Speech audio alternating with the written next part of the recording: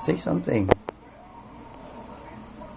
Happy second, well, second engagement month, sorry, hindi second month, sorry. Yun, sabihin ko pala sa'yo yung kung bakit yellow rose ang binili ko instead of the usual red or the more common white.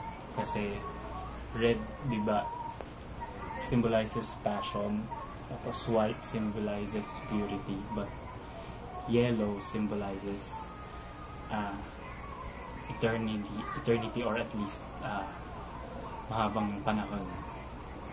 And is this the first time you bought someone flowers? Yeah. Kasi I got... Well, not really bought someone a flower for the first time, but bought you a flower for the first time. So, I made it sure na binili ko siya. Magandang uri siya. Magandang stem. I want to be very special for you. Well, I really appreciate it and I know na mahal yan. Pero it doesn't matter kasi it doesn't have a price if it's someone... It's been 3 days ago. Oo, pero it's bad. And we should have thought about purchasing a vase first, no, siguro, if we're going to keep on doing this. Thank you.